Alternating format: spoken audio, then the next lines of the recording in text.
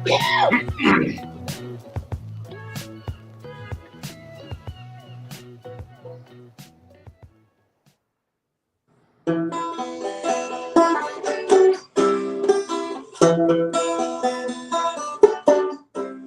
here. No, he's not. Anyway, welcome to the Laker Fast break. My name is Jamie Sweet, and today we are rocking in the free world for as long as it remains free. I saw today that a Douglas Adams book had been banned somewhere, and I thought that's the last straw.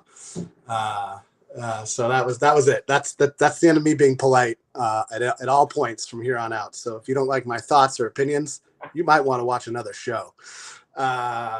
Anyway, we're going to mostly talk about the Lakers, I think. We'll see where this discussion takes us. We are waiting for Michael H., who's trying to get in. I'm not sure why I'm unable to see him on this. I think he's got a wrong link because Gerald sent out two links. He might have the wrong link. Yeah, tell him to try the second one. I just did. Thank you. As we enter what is known in the NBA parlance as the dog days of summer, which is when free agency kind of dwindles down. This year, we have Team USA and the Olympics and all that jazz. I'll get to the chat in a minute. I'm just going to stay on the screen until Michael gets on so that I can add him. So if you're sending me wonderful chat messages and you expect me to show them, I'm just not looking at it right now. I'll go back and look at them in a minute. So I'd like to welcome everybody to Lakers Fast Break. My co-host or partner in crime, or however you want to think of him, Laker Tom, and eventually Michael H. from Hawaii. So we've got Los Angeles, Marin County, and eventually, is he in Honolulu? I can't remember where exactly he is. I think he's on the Big Island. Yeah, he's somewhere on the Big Island. I know that. So I can't ever remember the name, and I apologize for that. But, I'm bad with names as it is. It's enough to remember my own wife and daughter's names, which I get about 98% of the time. Anywho, if you happen to watch Summer League, and the Summer League starts to wind down, that'll be even less to talk. We'll have even less to talk about once Summer League finally winds down.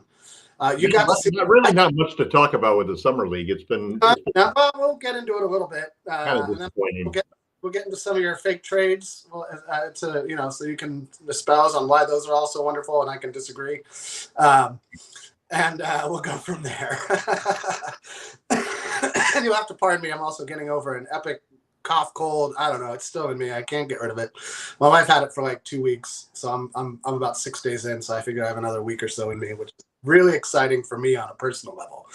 So I right off the bat apologize for all the hacking and coughing. That's not my intent to make you think we're dying over here in Los Angeles. We're not. No more than usual. It says waiting for Hoist to join the call. Nope, Michael, you're not here.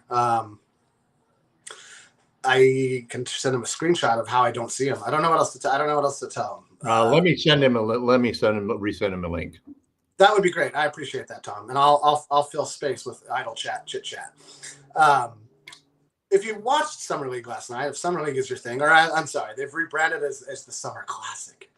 I think Summer League was just fine, and I don't know why they had to rebrand it, but that's the NBA these days. Everything's got to be, a little bit sparklier. We can talk at some point about the $76 billion TV deal that is that is going to get signed, I would imagine, by the end of next week. It hasn't been ratified yet, so we can't really get too into it in terms of the actual implications of what that means. But let's start with the Summer Classic. If you happen to watch the Lakers Rockets last night, you saw the absolute best you've seen in a Laker uniform from Dalton Knecht, who had a pretty solid game. I think he shot 5 of 11 from 3, all around great game. I thought from Dalton, and I was glad to see it because he hadn't wowed me, to be honest, up until last night. I was like, everybody talks about what a great player this guy is, and he looks okay. I feel like overall the team was told shoot more threes. I feel like the coaching staff said, take the open shot. If it's an open three-pointer, shoot it. I don't care if you miss. And boy, did they shoot, and boy, did they miss. Other than Dalton Knecht, I don't think another Laker made more than 2. Bronny James went 0 for 7. The other guy we just signed to our Summer League team, I forget his name, Hayes something or other. He was 0 for 5. Everybody shot him. I think Colin Castleton made 1 for 1. People are saying they're not too impressed with Castleton. I couldn't disagree more. I mean, I'm not saying he's going to be anything more than potential backup to the backup, but listen, you'll get your chance to talk about all your wonderful trades and how we need 17 centers on the roster, and I'll disagree, and that's fine. But I have liked that I've seen out of Colin Castleton in Summer League. He has defensive rebounded. He has boxed out and gotten defensive rebounds, and he has played his position well. I don't know what else people expect out of a guy who's only played in the G League and is very young and was a late second rounder or undrafted. He was actually undrafted, if I recall. Yet another undrafted player who I think earthbound player. So are half the centers in the league. So is Christian Wood. So what are you talking about? That's like so is Brook Lopez. Yes, he has zero instincts defensively is the problem. He's got a nice feel for the game offensively, but he lacks strength. He lacks explosiveness. And defensively, he's just lost. He doesn't really challenge shots. I'm surprised really that they renewed him actually, because I didn't see any progress. And you would have thought that the guy would have really bulked up, during the off season and really worked on his body. He's not going to be he's not the stretch five that we need, and he's not the physical. You're the one bringing this up. Nobody up to this point, nobody said he was a stretch five. I'm not talking about a stretch five. I'm talking about to be a stretch five, and actually, he could have a role on the team if he just became the bruiser that we need. See, I disagree. I think that there is a world where, and this isn't surprising, but the reasons I'm disagreeing are that I think that when people say stretch five, I think it's a little bit misleading because it makes me think this is somebody who you actually want shooting a lot of threes, and that is not the case.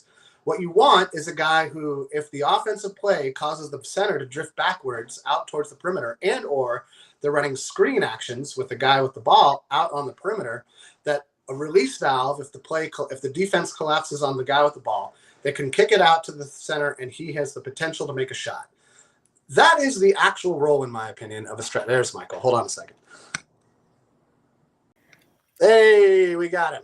Hey, in the future, have Gerald not do the send everybody have it do it individually because it gets lost in my email, and I was trying to open up the set Friday night Laker talk thing because it was right there with all right. I'm also I've been doing this. We'll work on it, Michael. We'll work on it. I've clicked the wrong one to start with too. It's just Gerald sent out the first one, and then he sent out a second one saying the first one was wrong. We'll do our best. And Michael, what I'll try to remember to do, if he does do that, I'll just forward you specifically the right one. I'll try to. Okay. As you can tell, we're all technological geniuses here at Lakers Fast. Yeah, we really are. Excuse me. I'm also going to ask you to get a flash. Well, I am a technological genius. The problem is I'm old. So, that's countering a lot of the various things. It's simply there's a relationship between your age and clicking the wrong goddamn button on all of these applications. I mean, both my wife and I are going through this, and it's just like, oh, Christ, where'd that screen go? Where'd that, it's just. Well, the problem is his links get all mixed in with the whole thread. So you open up there and there's like 10 things going on in there, All right. It's like being on the 10th email when everybody puts their other comments in a new color and you've got like 85 colors going on the page. I'm putting this riveting conversation in the bud right now. Okay, we're ending this topic at this moment and we're moving back to the Summer Classic. That's right. Jamie wants to give Colin Castleton a standard contract. That I didn't say that either, but that's fine. You can keep putting words in my mouth. I don't mind. I'll just keep disagreeing. I didn't say any such thing. I think that he needs about as much work on his game as Bronny does. Let's put it that way. Mm-hmm. And I would say that Colin Castleton and Bronny are as good, if not better, prospects than Maxwell Lewis. Let's put it that way. Oh, yeah. Oh, hey. Well, I don't think the Lakers have done a good job of drafting the last two seasons. Yeah, Maxwell Lewis is been a disappointment. Hopefully will do it. Bronny, Bronny has the potential to become a pretty good defensive player. So we'll see. Just depends. What was that, Michael? I was saying that Maxwell Lewis has been a complete disappointment.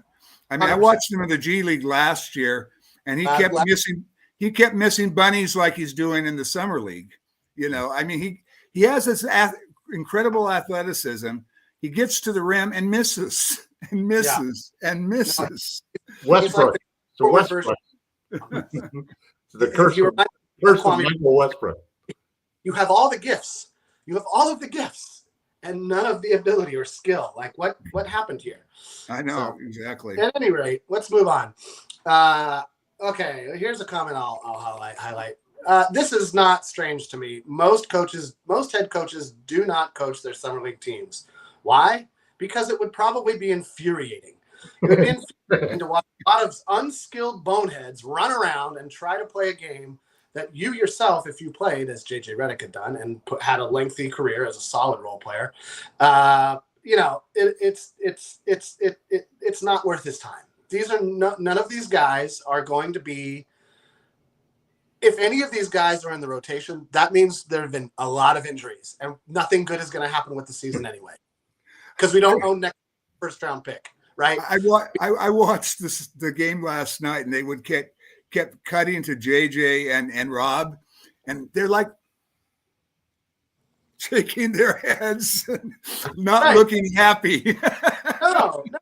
But this is why the G League exists, and this is why expansion is such a problem, right? Like, the NBA has a quantifiable lack of great talent, and it even has a lack of good talent, to where the fact that somebody like Colin Castleton or Maxwell Lewis or Bronny James, the fact that they could get any time at all on a professional court is kind of concerning. If you're somebody who's going to shell out $150 to go see the game, yeah, why are you going to pay $150 to go?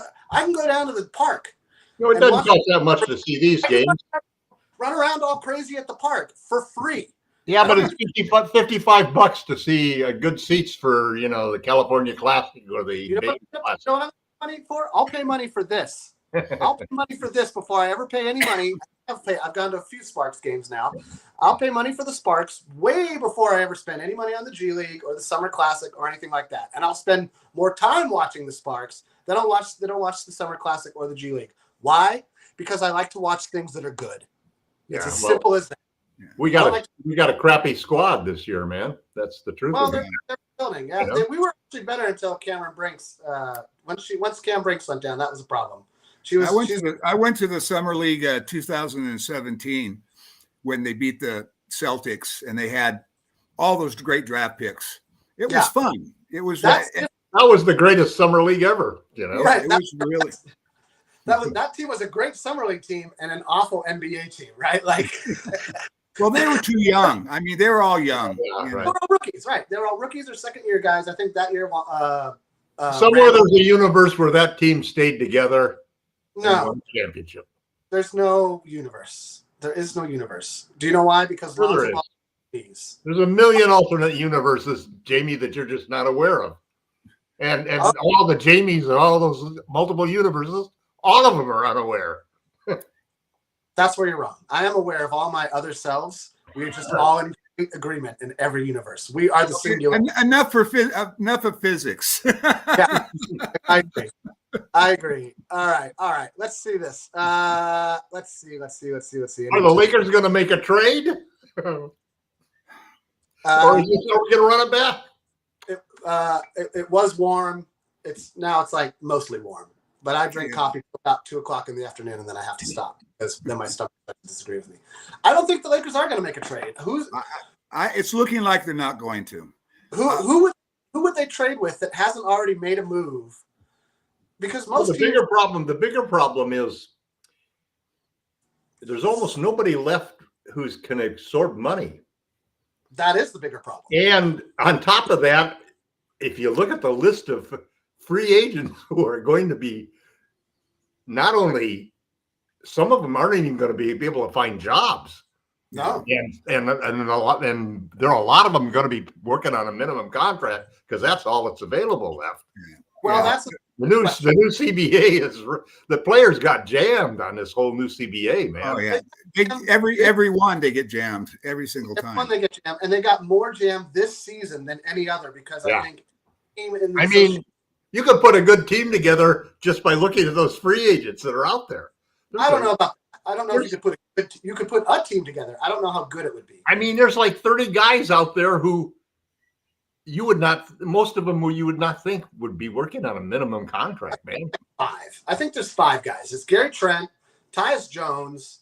I mean, I don't really count the Bombas and the Biombos, and a lot of those guys are possibly Dinwiddie. Possibly Dinwiddie could get a little more. Dinwiddie should be on somebody's team. Well, we definitely Dinwiddie's waiting for us. Hopefully, Lonnie Walker, the 4. You gotta get rid. You gotta use some of your draft capital to get rid of contracts now. Well, the thing about it is, here's the deal. What am I talking about? What? Here's the deal. Yeah, that's the way to do it. You trade a guy with a second, right? Yep. To clear a roster spot.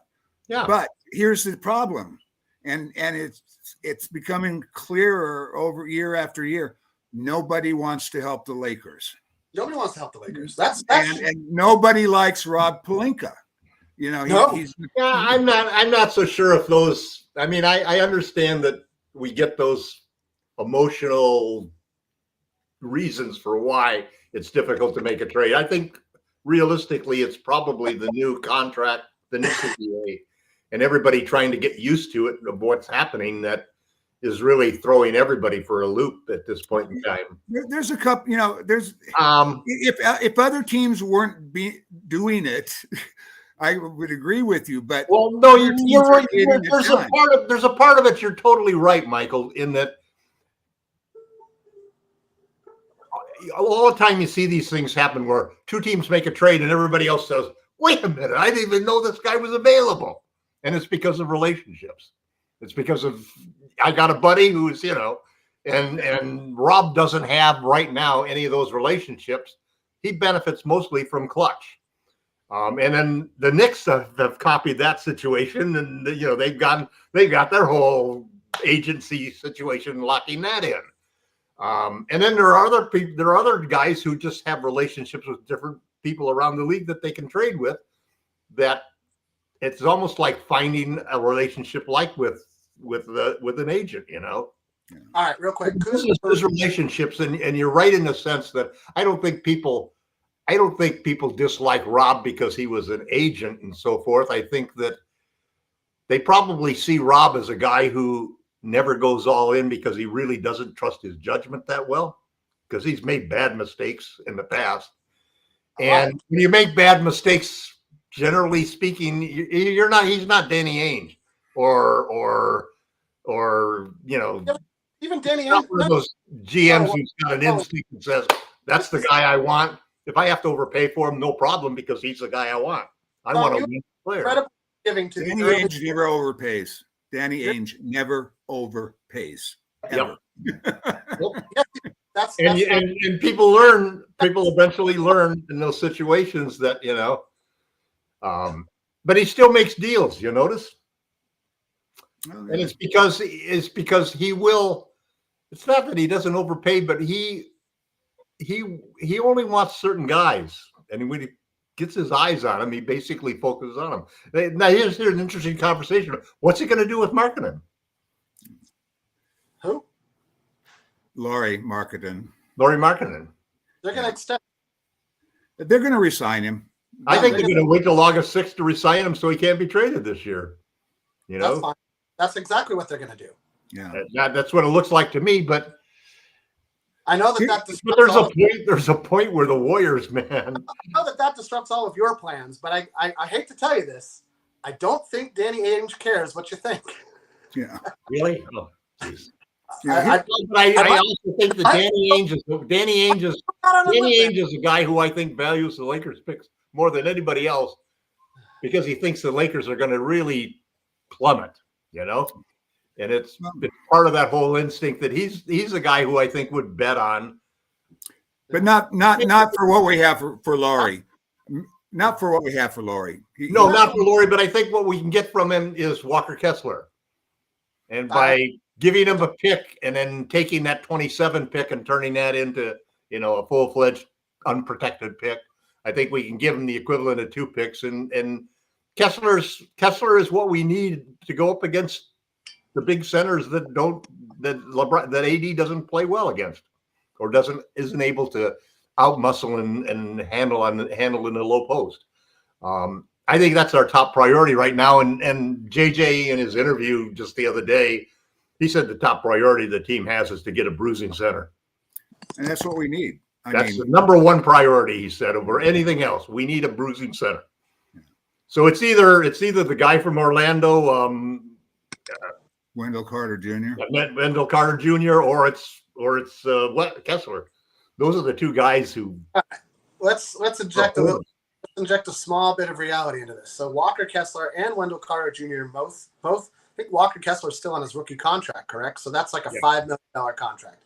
So really, you're going to have to bring in the smallest contract we can trade is Jalen Hood-Schifino. Let's look at the list of people who want Jalen Hood-Schifino. Oh wait, it's nobody. Yeah, but it's not the person. That's where you're always getting everything wrong, Jamie. Let me finish my point.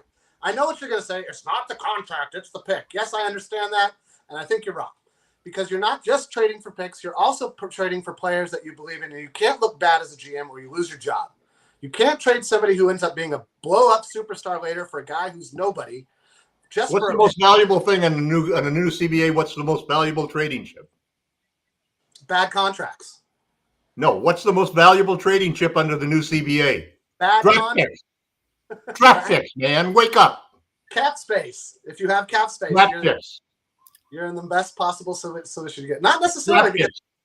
Why has it been so hard to make trades? Because everybody wants more draft picks. Well, that's not the CBA's fault. On every single transaction that's going on. That's Danny Ainge's fault for fleecing the Timberwolves for $5 million. No, it's the reality of the new CBA and the fact that building from within now is getting extremely more valuable because it's really the only way you can end up with multiple stars. I agree with that. So here's my point, though. If Walker Kessler, if Walker Kessler is worth JHS, and they don't want JHS, right? They don't want him. I understand that doesn't matter.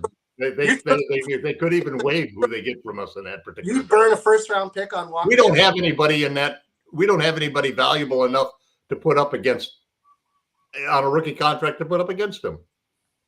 So it's got to be about picks. It's got to be about the draft capital that you give along with the trade. Burn Walker Kessler.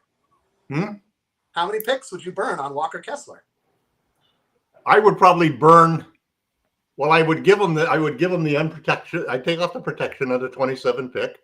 I'd give him an unprotected 29 pick, and I'd probably give him a 28 if I had to. I'd give him a 28 swap, simply because I don't ever think that they're ever going to swap with us. That's a little high for a guy that's still developing because we don't know what his feeling is going to be. We need that, and he does fit the role. And sometimes you have to overpay. Okay. I mean, Michael. Here's the thing: Rob Pelinka. Every time we've come to that decision in the last 2 years, at the offseason and at the trade deadline, we've come to that decision that this is a deal that is going to be overpaying. And Rob would like to think that he never overpays because he often wrongly pays for people. But in this particular case, he's trying not to overpay ever. And that means you never go ill and you never get a guy that you never see the difference, and you keep passing these opportunities. We need to have a bouncy, strong, solid physical center to complement. Walter Kress, he's not bouncy. Yeah, he's not a bouncy center. He's a bigger version of. I chose the wrong word. I agree. Yeah, he's a bigger version of Zubac, is what he is. Right. And Zubac is actually better in every facet of the game. And I don't think the Lakers can develop Walker Kessler on the LeBron James timeline. And I know that everybody says it's all about Anthony Davis now. I think that's a giant Stephen pile of crap because it's all about LeBron James. No, there's 20 minutes as a backup center right now. Here's an idea for you guys. The Orlando Magic really wants Simons from Portland. Okay. really, really, really badly want him. But so far, they haven't been able to swing a deal. We send a contract and a first-round pick for Wendell Carter Jr., and they can use that pick along with other picks to get Simons from Portland. It would cost us probably maybe Gabe, because they're both $11 million guys. They could send that contract to Portland along with more money from other contracts, but they wouldn't have to send. They're set on big guys. They got big guys up the butt. They need some wings. They need some shooters is what they need. I would do that trade, mainly because I don't believe that Gabe Vincent has any better years ahead of him than what we saw in the NBA Finals and playoffs on Miami. And the thing about Wendell Carter is he's only 25. He's suffered quite a few injuries, and that's been his downside. But when he's healthy, he's been pretty good. He weighs 270. He can bang. He weighs 270 pounds. He's not a stretch anything. Well, he hits 39% from threes. Both Kessler and Carter both have potential to at least they'll take the shot. I think Carter, who are afraid to shoot from out there, they're not going to be volume 3-point shooters by any stretch of the imagination. Carter at 25, I think his ceiling is higher than Kessler's is. That's why I would prefer him. If we get a first round pick, it depends on what Portland wants from the Magic. Right. Really, if they're looking for and they're rebuilding team, they're looking for buku picks. So an extra pick. Picks right now are the big key for everybody because so they'd have another first to throw into the fire. All of these free agents can be signed. I don't see it happening, but we're going to see a lot of sign-in trades because that's the only way these guys that are free agents still can get a contract now. Yeah, but then our second goal would still be to find another party for another contract. I think you'll see Tyus Jones end up signing with Denver because their guard they just drafted went down. They don't have a mid-level. Wait, that wasn't a guard. That was a big man. That was a big man I wanted the Lakers to take. You're right. He was supposed to be a backup forward. Yeah. He was supposed to be a backup forward. He's a 4-5. He was the guy who was number one on my board. Holmes, and I was sad to see the guy go down like that. No, I hate seeing guys. I hate guys go. Anytime a player goes down in the summer, it really is a bummer because you're like, man, the games don't even mean anything. Like you're supposed to be out there developing. Like it's especially in Achilles. I mean, he's out for at least a year. Yeah, he's and like 2 years of shot now. Yeah, it's not. It's a devastating injury for an early for a rookie. Like it's just devastating because you don't have any track record to prove. You never got to prove yourself. You never got any shot to show that you can play at the top level. And so now people are going to be like, "Well, you blew out your Achilles. I don't know if you got it." You know what I mean? Like everything. It's kind of like when Randall broke his leg in the first game of the year. Right. Almost as bad. But at least you'd seen Randall in Summer League and you knew that, like, man, this guy's a beast. Like, there's something within him that, like, is kind of a monster that I think every team needs a monster like that, either in the starting lineup or off the bench. Well, that was a great move that they made because they loved Holmes so much that he gave him a promise real early, and he just shut it down. He shut it down. He didn't go out to practice he didn't tie out for anybody else. Well, that was a blow for sure for those guys. Well, I mean, I think they're them than us. Well, that's right. And that's what I was going to say is I think that of all the potential NBA playoff contenders, Denver has – you could argue that Golden State, but I don't know that I would have considered Golden State an NBA playoff contender. Denver's really taken a big step back this summer. Like they lost their first-round pick went down. They're really putting a lot of eggs in the Braun basket, which I think is – We'll see. It could work out great for him. Braun could turn into the next whatever. They're a one-trick pony that's probably not going to repeat again. They had that period of time where they just could not miss in the clutch. Certain guys could not miss in the clutch, and it just all was like a perfect storm situation that Well, one of those guys, elevated them to be the best team for that period of a year and a half, I think very devaluing to Jamal Murray, to be honest. I mean, I think that they're a lot more than Jokic. I think when Jokic and Murray are healthy, that is a pretty dynamic 1-2 punch that the league. Well, Murray had a playoffs that was the greatest increase from a regular season of any star in the history of the entire game. Yeah. So, can he repeat that? Probably not. I don't know. I mean, he's still a great player, but he was making clutch shot after clutch shot for so long there.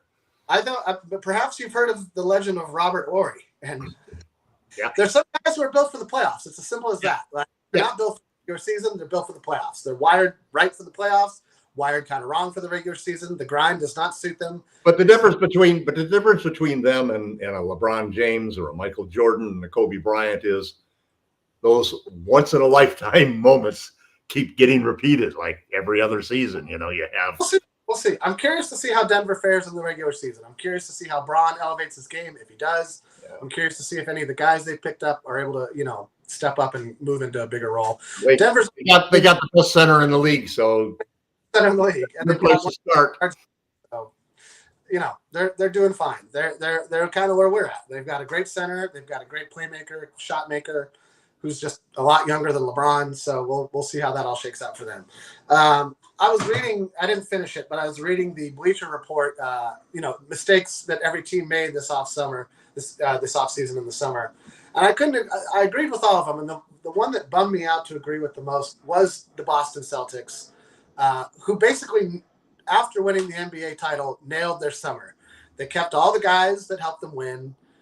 They only lost guys that didn't really matter. Signed them all up to long contracts, put the team up for sale. That will look better and better every year because of that $76 billion TV deal, indicating the cap will go up 10% for as long as the deal is in existence. Every year for the next 11 years, the cap will go up 10%, guaranteed. So every deal that you make now, and this is where I understand your point about it's not the contract, it's not the player, it's the cap. I get it to a point. To a point, I understand. The money kind of doesn't matter, but it does. Because of the optics, because of the player. You can't trade a great player for a bad player.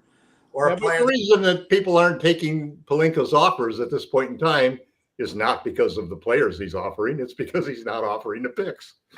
Right, but don't you think the Lakers need to keep those? Stingy guy with the picks. He's just like, no, I'm not going to offer a pick. Yeah, you want 2 picks. I'm not even going to give you 1 pick. And he thinks that somehow you'll find a compromise.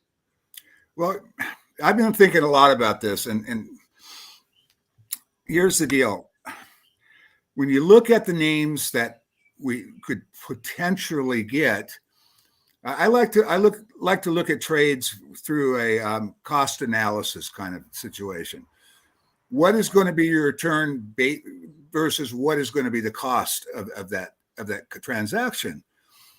And when you measure what we would have to give up for some of these guys that the clickbaiters are throwing out there, I don't see any trade that's going to make us that much better at this point.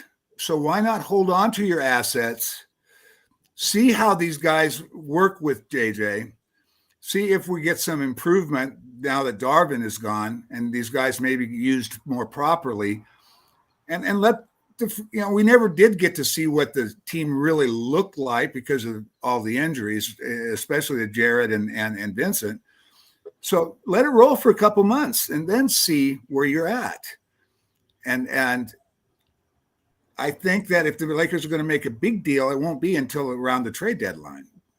That's why he's holding on to assets and not throwing them out there because, Jabbar, Grant up in Portland is one of the names. But when you figure you got to give up $30 million in contracts, 2 draft, first round picks for him, how much does he really move the needle? This one guy. He's not going to, move the needle enough for what we have to give up to get him.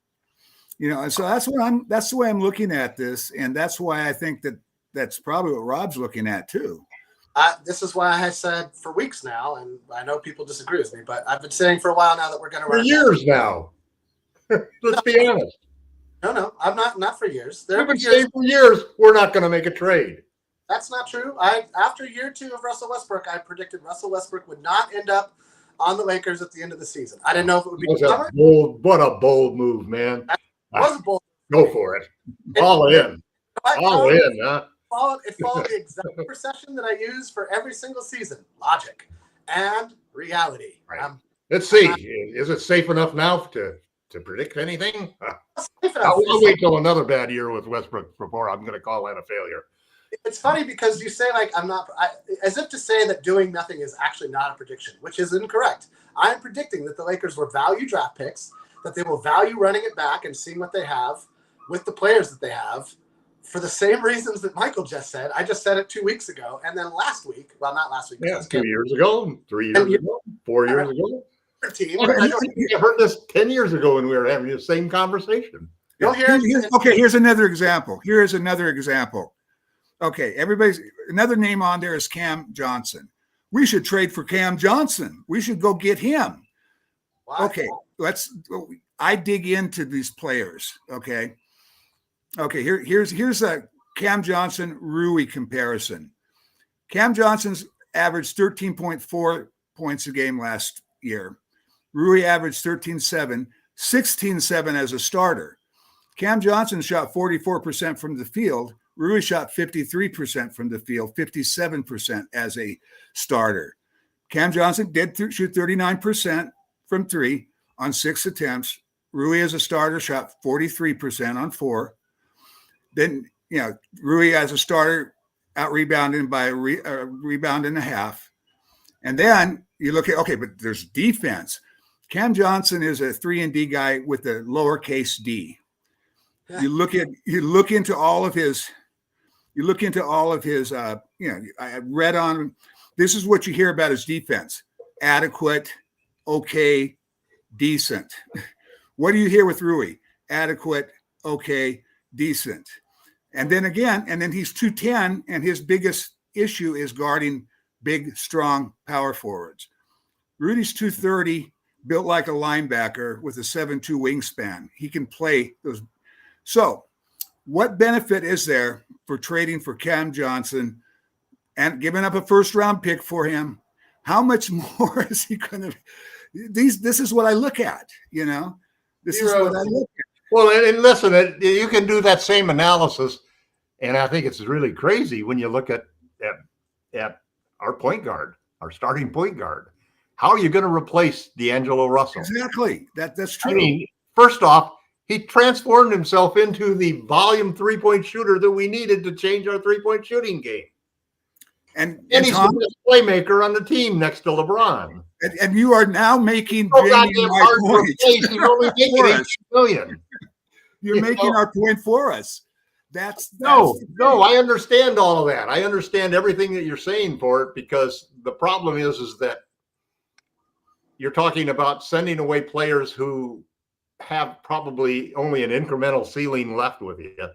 For other players that probably may have, if you're lucky, they'll have a higher ceiling, but you could be unlucky and they might have a lower ceiling. You're not getting a sure thing that's going to improve the team dramatically enough. Or let's say it this way, which is how Rob says it: we're not getting enough to be champions. Therefore, we're not going to do anything. But what can they do? You know where this leads me to? I got into the same situation you do. I'm the guy who wants to make a trade. And yet all of these other trades out here, where am I looking now? I'm looking to trade for guys like Walker Kessler and Wendell Carter Jr. Thank you, Jamie. Appreciate the H help. But I still guys, I'm the guy who wanted Lauri Markkanen or Christ. I don't want to say. So here's where I'm coming at. Then this is the article I just put out, which is basically, I think that we've reached the point where the only realistic good move that the Lakers can make is to trade with the Bulls for Zach LaVine, take that draft pick and use that draft pick that the Bulls give you, and then go for everything and try to really, you can make a big difference of that. You can take that draft pick and you can get use that to get Kessler, use that to get Carter Jr., whatever. But at this point in time, Zach LaVine has been so knocked down as far as his value goes. He's the best player out there that the Lakers could get right now. And the risk, but his value doesn't exceed. His value doesn't. Wait a minute. Let me finish. You get three things out of this that you really could not get any other way. The first is you get a chance for JJ Redick to get off to a great start and LeBron and AD to win another championship. No. Secondly, you get to keep all of your draft capital. You get to keep those 2 picks and those 3 swaps because you don't need to use them right now because you got that pick that you can get from the Bulls. And then thirdly, you finish the job of replacing who's going to replace LeBron James right now, because that is the single biggest unknown facing the Lakers is how are they going to get a second superstar to replace LeBron James to go along with Anthony Davis. So you've got 3 compelling reasons why it's worth making a gamble. And you have the insurance that if something goes wrong, you still have your 2 picks and your 3 swaps to get rid of the player that's a problem if it's a problem, to get somebody to replace somebody if somebody got injured. But there's no other move right now that has as big a ceiling and has the risk minimized, in my opinion, than going after the Chicago Bulls and trying to trade for Zach LaVine and getting a draft pick as a compensation for doing that. I have a question. What makes you think the Bulls are going to pay to get? They've already offered two seconds. They can't find anybody else to take him. They can't move on. Two seconds. That's because he's not worth the money. An unprotected first-round pick. Let's forget about the injuries. He's not worth the money. He's not a $43 million. He's not a $43 million player. Okay, you're talking about $3 million is going to be nothing in a couple of years. But you're talking about D'Lo. You're talking about D'Lo earlier. D'Lo makes $18 million, right? D'Lo shot 41% on 7 threes a game, 18 points a game, right? You spend all of this, you send out all of this money. You don't have anything left for other trades, hardly at all, for one guy. How much is Zach LaVine going to do? How much better is he going to be than D'Lo is? Zach doesn't defend either. So you got 18. You got 18 points as far as the overall. How many points a game? How many points a game are you going to get from Zach? Are you going to get 30 a game? You'll get a solid 20 points a game. Yeah, well, D'Lo gives you 18 at 18 mil.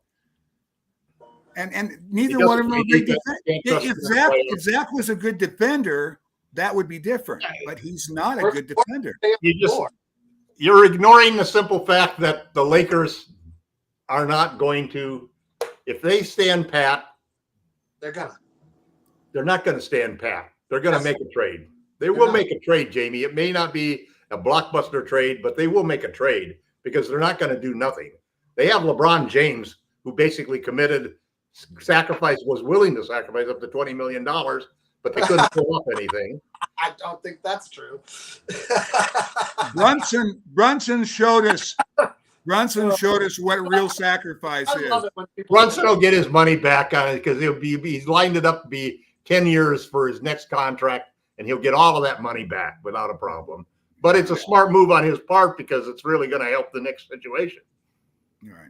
And every single player now who's coming up for a contract extension is going to have to now face the fact that this is one of the other ways that the players lost in this situation at the new CBA, because we're going to see more and more stars now being forced to take less just in order to allow the team to build around them. Is that a good thing or a bad thing? I mean, that's listen, there are rules for a reason. There's rules for a reason. And this is one of the things that always drives me crazy about people saying like, oh, Jeannie doesn't run her team the way her dad did. Yeah, her dad operated in an era where there was no salary cap, numbskull. Learn your history. Like, get your head out. He was also willing to gamble the entire business where she's not in a position where she could be willing to gamble at. He built the business. The difference Okay. between an entrepreneur and a manager. Okay. Well, I feel like she's gambling her entire business by sticking with Rob. So there's that. No, she's just gambling a little bit of income. Maybe they won't make as much money this year as last year, and the team might do as well, and the value of the team might go down a little, but it's still the Lakers and it's still Los Angeles. I have to agree with Bloodhound here that Zach LaVine is Westbrook 2.0. I would even say that the Zach LaVine trade is worse than the many Ben Simmons trades I've seen you foist upon the blog. All of those are some. Well, I'd like to get Ben Simmons. He's a deep defender, man. You must like watching guys in street clothes, because that's what you're going to get. You're going to get two guys in street clothes, two Australians in street clothes eating shrimp on the sideline. I throw another shrimp on the bobby. Crikey, I love this job. Well, it's better than just sitting there with your finger up your butt and doing nothing like you do. Well, hey, listen, I've been right, so I don't know what to tell you. Well, you're right. Yeah, right. Nothing's going to happen. I'm right again. Right. Tomorrow, nothing's going to happen. I'm right again. It doesn't change the fact that you're able. It's a great scheme, Jamie. You're able to beat the clock twice a day. No, I don't know what even that means, but okay. All right. If there's going to be a trade, it's going to be something small to clear a roster spot, so they can sign a trade. It'll be for a center. They don't even need to do that. They can just waive a guy. They don't need to send out a second-round draft pick. This is what I don't. This is what's kind of funny to me. Everybody on one hand is saying they can't. If they waive them, it still counts against the cap. Say one thing, and then you can. You can't waive them, Jamie. I'm just saying this. It counts against the cap. It doesn't matter about the cap. You're not talking about the cap. You're talking about the roster spot. We're $3 million under the cap. Vet salaries only count 25%. We all know this. They will still be under the cap if they want to sign a vet. We don't have any money to sign another player if we waive him. Don't you understand that? Yes, I do. No. You're not listening. Again, we're within the second. We're just under the second apron. We're $3,000,000. We would go over that apron. And we would then be in debt. No, we're not, Jamie. We're not $3 million. We're not $3 million. All right, that's my bad. No, how much? That's what $3 million is. What keep us $3 million is what LeBron gave up to get us under the cap. I see. Okay, well then that's different, and that's my bad right here. I'm happy to admit it. I have that. We have to make a deal where we trade and we send out more money than we take back. That's the only way we're going to get out of this. I don't see that happening. We'd have to probably vastly. And we have to create 5.4 million if we want to be able to use that taxpayer mid-level exemption. Don't see that happening either. I mean, I would like for it to happen. I would love for us to get, say, Tyus Jones for 5.4 million, because that means there's insurance at the backup point guard. He'll get a sign and trade. See, all of these. There's no cap space. So basically the way that people are going to get these guys is they'll do sign and trades. Or they'll play for more money overseas. Well, nobody's talking about You're talking about a real true minimum player when you reach that point, because there are guys out there that are basically more than a minimum salary player in the league. Or used to be more than a minimum salary before the latest contract CBA. I don't know. Listen, when somebody like Gary Trent is sitting out there in free agency, somebody who's roughly a 40% three-point shooter, not the best defender, but a decent defender, solid role player, can hit the mid-range jumper, isn't the most athletic guy, but like a solid addition to any contending team. 2 years ago, any contending team would have definitely taken a flyer on Gary Trent Jr. This season, because of the cap, because everybody's hoarding draft picks with intelligent purpose behind them, which I think is appropriate, you're not going to see this kind of movement, because you're not going to want the tax aprons have locked everybody down so that they can't make any moves. Except for sign and trade. If I were Trent Jr., I'd be pissed off at my management. I would too. They didn't read the market. The Raptors offered him $15 million. He should have taken that minute one. This is but they're asking $25 million, and it's come on, dude, he's not a star. Yeah, he's Dennis Schroeder 2.0. He's not going to get $15 million either. So now he's not going to get that. Dennis Schroeder proved you can go overseas, play well, and get back into the NBA. Yeah, but that's a real exception, and Dennis had a pretty big game to do it. I do not think it's going to be a real exception going forward. I Well, think there are guys who do it, but they're always the fringe players. They come back and they're not going to be they're not going to come back and become a star. I think Dennis Schroeder's a solid player on a good team and a great player on a bad team, and he's proved as much. And he's proved as much over years and years and years. And I don't want him back.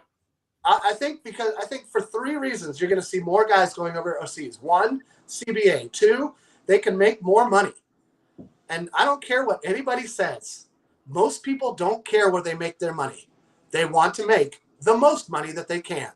And they're not going to take $3 million to be a backup player when they can make $15 million as a starter in France or Lithuania or Portugal or wherever. They're going If they can make that much, I don't know. I don't know. There's still one place where everybody wants to play, Jamie. I mean, and if you're not playing in that league, then you're not really made it yet. Right. But if you're looking at most of the guys playing in the other leagues, that's either the best they can do or they're trying to get to the real show. But if you're looking at, I can take the vet minimum and risk blowing out my knee or blowing out my ankle or something catastrophic happening to my body as a role player, as a back of the bench kind of a guy on a team, or I can go and make a lot more money being a featured player. I don't think that doesn't seem to me to be appealing to most of the guys who are trying to make it in the NBA. You take a lot of pride in the skills that you've worked on your entire life. I think if you've dedicated yourself to a sport and you believe you are worth a certain amount of money, you go out and you find that money. I think you stay in the NBA as long as you can stay in the NBA, and you only go to the other places when you can't make it in the NBA. No, I don't think it matters. I think if you're working for Coca-Cola and you're like a Coca-Cola person, no, do you think, let me put it this way. Would you be? I would say that it's not the same, but working for Pepsi is not working for Coke. And playing in China or playing in France is not playing in the NBA. And any way you want to try to wrap that and sell it, it is not going to sell. You're misunderstanding my point. My point is that would you value yourself so lowly that you know you're worth $3 million, but somebody says, I want you to do the job for $300,000? Would you, Tom Long, take that deal because you want to be at the best firm or the best way? Or if I wanted to be in the NBA and this was my only chance to be in the NBA, I would take that deal. You're not going to be in the NBA, Tom. I'm talking about things that you're actually good at. If you were going to work for a real estate company, let's say, and they said, and the real estate company you wanted to work for, the most prestigious one in the land, the one everybody said. If you're a baseball player, you want to play in the MLB. If you're a football player, you want to play in the NFL. If you're a basketball player, you want to play in the NBA. Anything else, if you take anything else separate, it's because you're not good enough or you don't think you're good enough. Or your agent sucks. You're forgetting number 4 there, which is your agent sucked, didn't read the market right, and now you're out $15 million. And you have a family to feed, and you have bills to pay. You have all these things that you've got to do with your life. The ball always stops with the guy making the decision, and you choose the agent. You choose whether to accept that offer or not to accept that offer. I'm just saying that I won't be surprised when some of these guys like Tyus Jones and Gary Harris, the number of people you're talking about will be a small minority. Okay, we'll see, won't we? Yeah, we will. You'll never mention it again, but I'll try to remember it. I'll mention it again. I don't forget stuff I talk about. Yeah, well, yeah, you may find 1 or 2 incidents over the next 3 or 4 months, so keep your eyes peeled. There'll be 100 guys who will sign for the NBA and will do anything they can to stay in the league that counts, rather than have to go play in some bum duck town in another world. Tell that to Dennis Schroeder. Tell that to LaMelo Ball. Tell that to any number of guys who have already done it. Anyway, let's move on. This point has become, we've battered this one into the ground, I feel like, pretty well. We got a few minutes left. I don't think Ball is in the NBA anymore, and I don't think he's playing anywhere, is he? That's LiAngelo Ball. LiAngelo Ball is out. LaMelo Ball went and played in Australia for a while rather than go to college. So he actually did. He didn't choose G League Ignite. He didn't choose anything NBA related. He went to Australia. But yeah, I'm sure it's just a fringe guy. They disbanded G League Ignite. I think G League Ignite is no longer in existence. Yeah, because it's a terribly run organization. Anyway, let's move on. As we finish out the Summer Classic and turn our sights to Team USA, everybody's wondering if Kevin Durant will play. Kawhi Leonard already got booted. Is it worth it for LeBron to play in the Olympics this summer? I know it is to him. I think as a Laker fan, I would much rather not see him playing in the Olympics. I'd rather see neither one of them play, actually. I'm with you. So every time they get on the court this summer, we're going to be going. Well, also too, you got the worry that they'll come back exhausted, like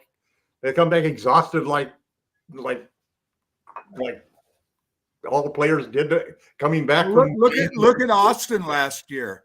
He was close when the season started. He was exhausted, man. Yeah, I'm not a big fan of it, but I understand why they're doing it. I understand their reasoning. I get it. Now LeBron's actually playing defense too. It's like it's terrible. It's pissing me off, man. I'm not gonna lie. It's kind of pissing me off. All of my injuries, I have to say that I've had in my life. I've had a whole lot of them. They all came from playing offense. None of them came from playing defense. And I did play defense. I was pretty much a super hacker. I just butchered people up. But it's funny because a lot of people do seem to get hurt. When I look at all of the injuries happening, it does seem rare that a guy gets injured on defense, and you'd think that would happen more often because you're reacting more to the offensive player. So you'd think that would put more pressure, on your limbs and your ankles and so forth when you're trying to make an adjustment. I mean, we were talking earlier about how Denver has slid back, and then you brought up Kawhi had to pull out because of his body. You kind of wonder what's going to happen to the Clippers now. Paul George is gone. Kawhi Leonard is snake bit when it comes to his body. Man, they keep making the right decisions on who to keep. I saw him having to leave camp again. Man, you just kind of wonder what's going to happen to that team. They're going to have a great first year in the Intuit Dome. That's what's going to happen. That's going to be amazing. People are going to flock there because it's the only place where you can go to a basketball game and not have to worry about the bathrooms. Wait, what? They have more bathrooms than any other stadium does. I did not know that. The ratio of beer drinkers to bathrooms is in. Did Crypto get some sort of negative bathroom rating? I was just there. The bathrooms were great. I don't know. It's been years. I almost went to see the California Classic up here, and it's and my grandson and I are lining up all of the Warriors Laker games next year, and we're gonna buy real expensive seats to get down, as close as we can to the floor, regardless of what it costs. We've just both committed to do that. He got his first job. I can't believe it. Jesus. Kid graduates from college, applies for his first job, gets it. It's just good for him. Yeah, that's great. That's just terrific to see. Yeah. Getting back to the Olympics, even though I didn't want him to play, I was super impressed with AD in that Canada game. He just ruled. He should start. Yeah, he really should. I want him to start. I want him to stay a few minutes. Yeah, I want him to play 6 minutes a game. Yeah, that sounds good. I like that, Michael. That's a good formula. In garbage time. Garbage time, right? Yeah. Right. That's Olympic AD for me as well. All right. So then last topic. And I don't want anybody. We're obviously rooting for Team USA here. We don't want Team USA to lose. That's not the point. It's just that the two most important players to the Lakers happen to be gone. One goes down, the next season is toast. I would rather the Lakers win the championship next year than the USA wins the Olympics. Let's make it straight. World where both can happen, but yes, if you were to ask me, I'd like the world to both would happen, but I'm not too worried about a gold for the USA. I mean, we've only got every player that's amazing on the roster. But Canada's lineup is right there. Canada is good, man. I mean, they got where all these guys come from in Canada all of a sudden? I mean, it was like their problem is inside. I mean, when you've got Dwight Powell starting for you, yeah, I know. They should have convinced mercenary Joel Embiid to move to Canada with like a free house and stuff. So that he's like, well, I'll play. I love how Ant-Man has sort of taken the MJ mantle and said, "Hey, what do you mean? What do you mean? I'm the number one option here." Oh well, I appreciate that guy's bravado and all, braggadocio and what have you, but he's still got to show it to me in the playoffs, and it didn't show it to me in the playoffs last season. So we'll have to see. He didn't. He was fine. He was fine, but he didn't It took Kobe, it took MJ, it took all these guys a few years, you know. Although there are going to be guys on the Thunder that are going to be. Well, what losing season? What is that? You know, a season where we don't win a championship. The Thunder are going to be something to deal with. All right, last thing, and it kind of relates back to Anthony Davis, and this is what we're going to close on. I saw an article that you posted on the blog, Tom, and please come by Lakerholics.com. You can enjoy this witty banter 24/7, 365, where I get things right. Tom compares me to the sun, and, all sorts of other lovely, lofty things like that. It's a hoot. I guarantee it's a hoot. And Michael is always there with a reasoned, well thought out counter or agreement or what have you. He's pretty even keeled, which I appreciate. But I saw that article you posted where he's sort of like the net in the middle of a tennis match, you know. I think he's far more valuable than that. He's not just there to block the ball. Anyway, let's move on. Michael's even keeled. We're leaving it at that. I saw that article you posted where JJ Redick was sort of defending his placement of Anthony Davis on his defensive rankings, and I was like, oh well, when you get into the math and blah blah blah, I'm like, bro, stop talking about it, own it, and walk away. You can say one of two things: I was wrong, or that's what I thought at the time. Live with it. Like, just own it though. Don't start to quantify it without. This is my problem with some of these people who like, I just can't, like, just be a man. Whatever you said, own it. Just own it. It's not hard. Yeah. You know what? I was wrong. Anthony Davis is a much better defender than I thought he was. I should have had him higher. That's my bad. You're done.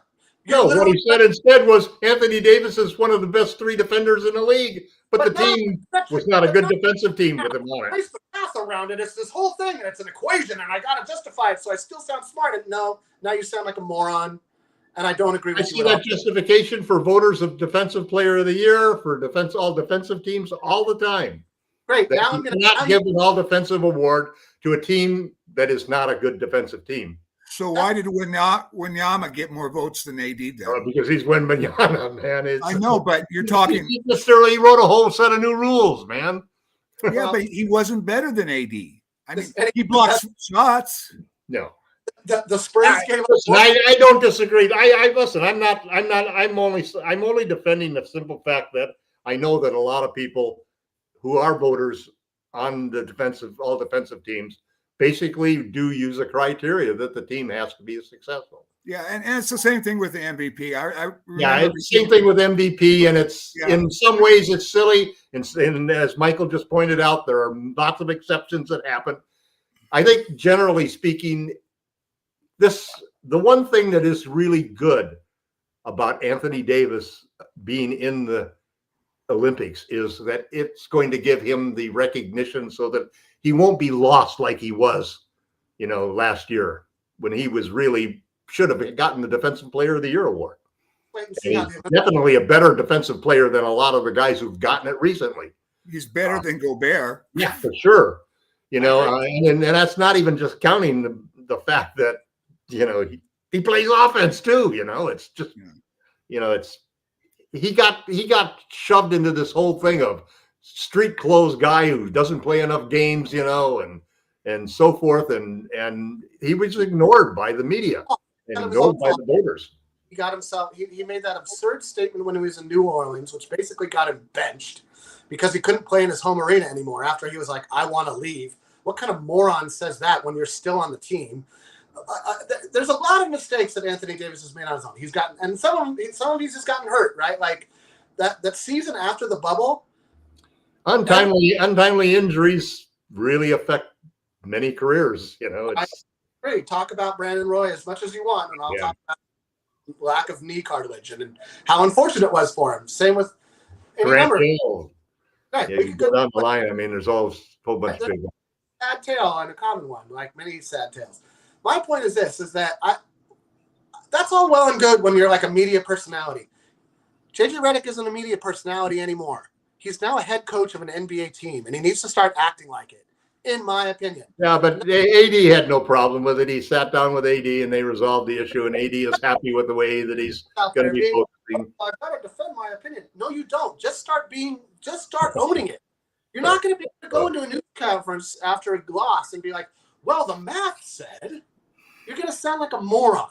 Oh, come on, man. You didn't want JJ to start with you just jumping on him again. Give him a break, man. He didn't do anything wrong.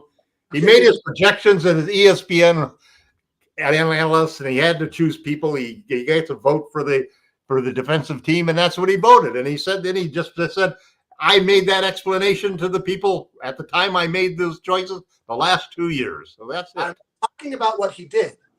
I'm talking about what he's doing. I don't care. Doing what? Oh, I am sorry. He doesn't have to apologize. He made a decision. He said what the reasons were why he made the decision.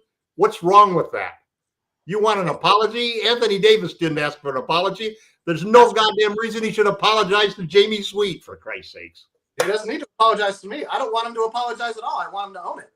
I don't want him. I want him to be like, that's how I voted. I want him to show. He's not a man because he didn't own up and say, "Oh, I'm sorry for not making you all NBA."